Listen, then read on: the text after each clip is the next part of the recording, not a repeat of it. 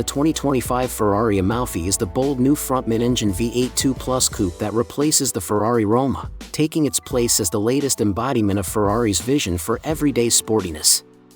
Designed for those who demand exhilarating performance without sacrificing elegance, practicality, or innovation, the Amalfi fuses Ferrari's GT heritage with cutting-edge engineering, distinctive styling, and remarkable driving dynamics. It's more than a successor, it's a redefinition of the contemporary Gran Turismo. Under its sculpted bonnet lies the heart of this prancing machine, an evolved 3.9-liter twin-turbo V8 from the F154 family, pushing out an astonishing 640 CV at 7,500 RPM. This engine isn't just powerful, it's intelligent. Thanks to independent turbo calibration and a new control unit shared with the 296 GTB in Prancing, the Amalfi offers sharper throttle response and superior pressure control. A redesigned engine block, new lightweight camshafts, and reduced internal friction further improve performance while shaving precious kilos off the car's weight. The result?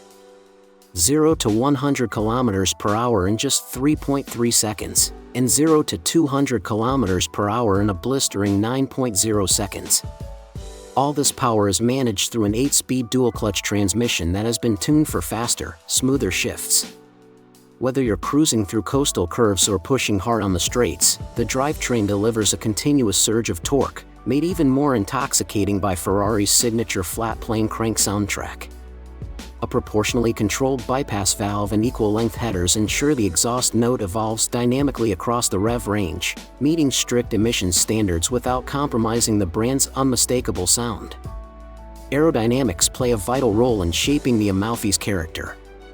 The exterior design, led by Flavio Monzoni, is minimalist yet expressive, with a wide front splitter, sculpted flanks, and an elegant tail that houses an active rear spoiler.